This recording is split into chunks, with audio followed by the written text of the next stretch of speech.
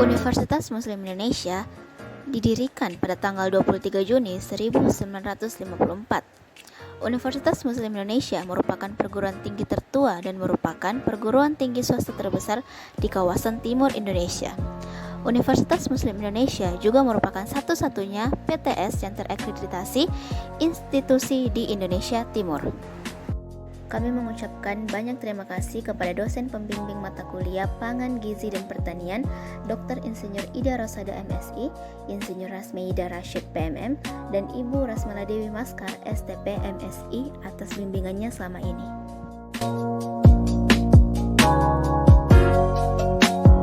Fadia Mulhalijah, NIM 083202000083, kelas B2 Agribisnis. Nadila Tiara Amanda, NIM 0832000042, kelas B2 Agribisnis. Dini Ramadhani, NIM 083200200086, kelas B2 Agribisnis.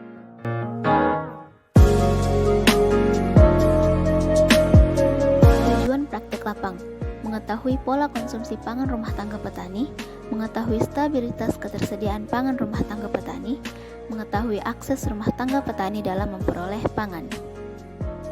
Manfaat kegunaan praktek lapang: membandingkan antara teori yang diperoleh di bangku kuliah dengan kondisi yang ada di lapangan sebagai salah satu syarat kelulusan mata kuliah pangan, gizi, dan pertanian.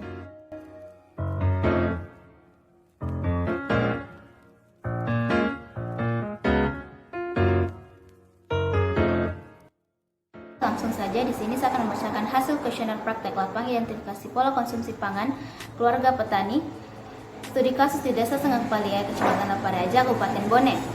Alamat di RT 7 RW 3 Dusun Jempo. Dengan nomor responden nomor 01 atas nama Ibu Naida. Langsung saja masuk di identitas responden, yaitu Ibu Naida ini berumur 52 tahun dengan kepala keluarga bernama Rusman yang berumur 53 tahun. Yang memiliki pekerjaan pokok berupa guru sekolah dasar dan pekerjaan sampingannya berupa petani.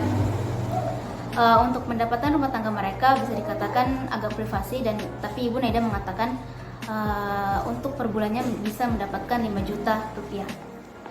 Untuk Ibu Naida sendiri dalam berkeluarga terdiri atas 4 orang. Ibu Naida sendiri 52 tahun, Pak Rusman 53 tahun, anak laki-laki mereka Herman 29 tahun, dan cucu laki-laki mereka Muhammad Noval Gifari 7 tahun. Selanjutnya itu deskripsi pola konsumsi pangan anggota keluarga dari Ibu Naida itu untuk waktu pagi, siang, malam, dan sore itu serupa.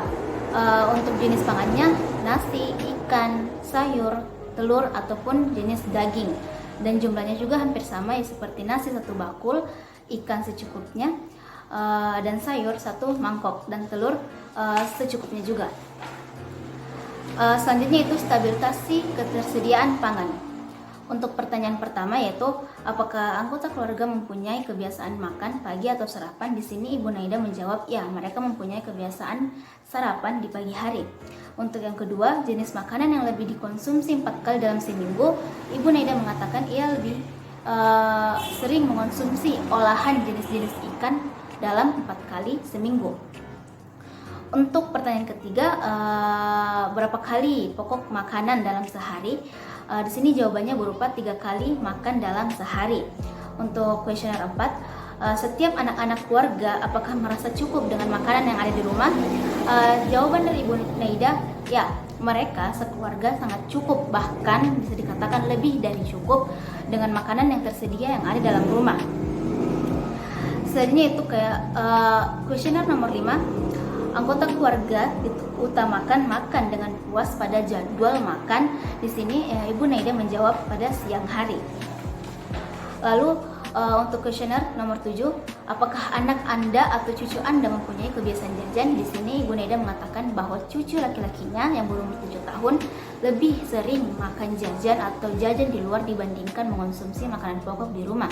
Dan jenis olahan jajan yang sering cucu Ibu Naida beli yaitu olahan sosis maupun kerupuk-kerupuk. Selanjutnya yaitu akses dalam memperoleh pangan. Untuk kuesioner nomor 1, Ibu Naida memiliki lahan sendiri bagi rumah tangganya, namun tidak disebutkan berapa hektar karena berupa privasi. Untuk kuesioner 2, dalam lahan Ibu Naida sendiri, ia menanam jenis-jenis padi, jagung, dan terkadang ia juga menanam jenis kacang-kacangan. Lalu kuesioner nomor 3, jika rumah tangga memiliki lahan sendiri dan mendapatkan bahan pangan, biasanya Ibu Naida mendapatkan bahan pangan tersebut dengan cara membeli, namun terkadang juga mendapat bantuan dari pemerintah. Lalu kuesioner keempat itu, apakah rumah tangga memiliki cadangan pangan agar ketersediaan pangan rumah tangga dapat berlangsung? Ibu Naida mengatakan ya, ia memiliki beberapa cadangan makanan, baik itu yang ia beli dari pasar selanjutnya ataupun yang ia simpan di gudang. Selanjutnya kuesioner nomor 6, jika anggota rumah tangga ingin mendapatkan bahan pangan, di mana biasanya Ibu Naida membeli?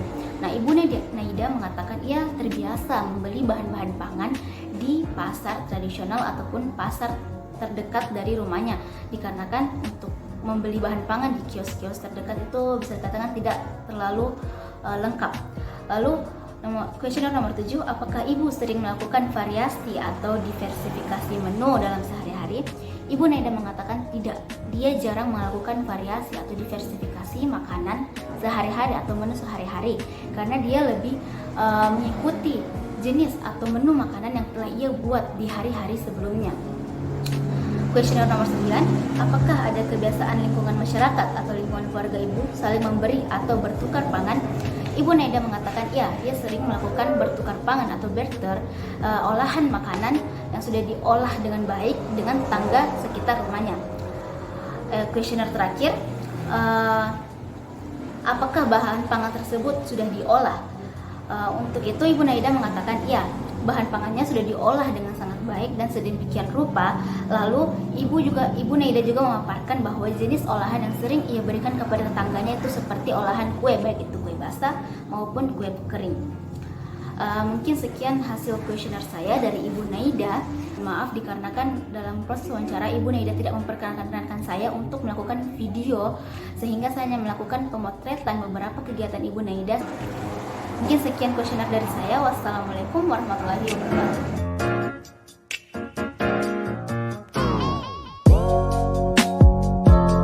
Nomor responden 02, nama responden atau Ibu RT Wati, alamat RT 1 Dusun Paroto. Enumerator dengan saya sendiri Nadila Tiara Amanda. Hari atau tanggal wawancara Senin 3 Mei 2021. Identitas responden. Umur responden 41 tahun, pendidikan sekolah dasar, nama keluarga Syakur, umur kepala keluarga 40 tahun, pendidikan kepala keluarga sekolah dasar, pekerjaan pokok kepala keluarga petani, pekerjaan sampingan kepala keluarga penjual sembako, pendapatan rumah tangga 400.000 per hari. Identitas anggota keluarga. Nama anggota keluarga Syakur, umur 40 tahun, pendidikan sekolah dasar. Wati, umur 41 tahun, pendidikan sekolah dasar. Silva, umur 15 tahun, pendidikan kelas 1 SMA. Aura Latifa, umur 8 tahun, pendidikan kelas 2 SD. Stabilitas ketersediaan pangan. Di keluarga ini mempunyai kebiasaan makan pagi. Jenis makanan yang dikonsumsi lebih dari 4 kali dalam seminggu adalah telur, tempe, dan ikan. Di keluarga ini mempunyai pola makan 3 kali sehari. Anggota keluarga dalam keluarga ini merasa cukup dengan makanan yang disediakan. Dalam keluarga ini juga menerapkan makan secara bersama-sama karena sudah menjadi kebiasaan. Di dalam keluarga ini mempunyai kebiasaan jajan seperti jajanan bakso dan lainnya. Akses memperoleh pangan. Keluarga ini memiliki lahan sendiri, di dalamnya ditanami padi. Untuk mendapatkan bahan pangan adalah dengan cara membeli. Rumah tangga ini memiliki cadangan makanan. Anggota rumah tangga ini mendapatkan bahan pangan makan dengan cara membeli di pasar. Ibu dalam rumah tangga ini sering melakukan variasi menu sehari-hari seperti olahan ikan, telur, tempe, dan tahu. di keluarga ini tidak mempunyai kebiasaan bertukar bahan pangan dikarenakan bahan pangan tersebut hanya cukup untuk memenuhi kebutuhan konsumsi keluarga saja.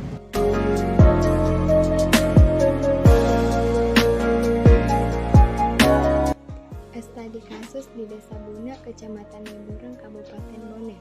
Nomor responden 03, nama responden Ibu Rosmindawati, alamat RT 01 RW 02 Dusun Lakepang.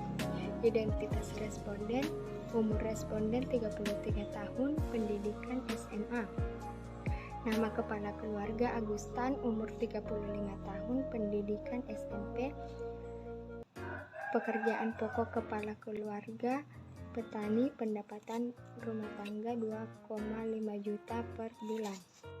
Identitas anggota keluarga Agustan, laki-laki, umur 35 tahun, pendidikan SMP. Rosmindawati, perempuan, umur 33 tahun, pendidikan SMA.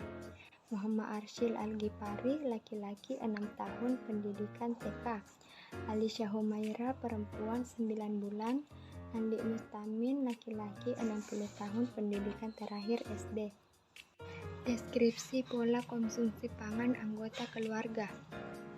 Pagi, jenis makanan, nasi 1/2 liter, telur dan ikan plus sayuran. Siang, nasi 1 liter, ayam, tempe dan sayuran. Sore, kue dan gorengan. Malam, nasi, telur, tempe, ikan dan sayuran. Stabilitas ketersediaan pangan. Anak-anak atau anggota keluarga mempunyai kebiasaan makan pagi atau sarapan. Jenis makanan yang lebih dari 4 kali dikonsumsi dalam seminggu yaitu ikan, telur, sayur, dan tempe. Biasanya anggota keluarga makan dalam 3 kali sehari. Dalam setiap makan, anak-anak atau anggota keluarga merasa cukup dengan makanan yang disediakan. Anak-anak atau anggota keluarga biasanya tidak makan secara bersama-sama karena setiap anggota keluarga memiliki kesibukan masing-masing. Anak-anak juga tidak mempunyai kebiasaan jajan karena orang tua menyiapkan makanan atau cemilan untuk anak-anak konsumsi. Akses memperoleh pangan. Rumah tangga ini memiliki lahan sendiri seluas 1,5 hektar dan jenis komoditi yang diusahakan yaitu padi dan jagung. Rumah tangga ini tidak memiliki cadangan pangan agar ketersediaan pangan rumah tangga tetap dapat berlangsung. Namun, upaya yang dilakukan sehingga rumah tangga tetap dapat memenuhi kebutuhan konsumsi anggota keluarga yaitu dengan membeli bahan makanan. Jika anggota rumah tangga ingin mendapatkan bahan pangan, biasanya mereka membeli di pasar. Ibu rumah tangga juga sering melakukan variasi menu sehari-hari, seperti telur, ikan, ayam, dan sayuran. Di lingkungan masyarakat atau di lingkungan keluarga biasanya saling bertukar atau memberi bahan pangan. Bahan pangan tersebut biasanya makanan yang sudah siap diolah seperti kue, ikan, dan sayuran.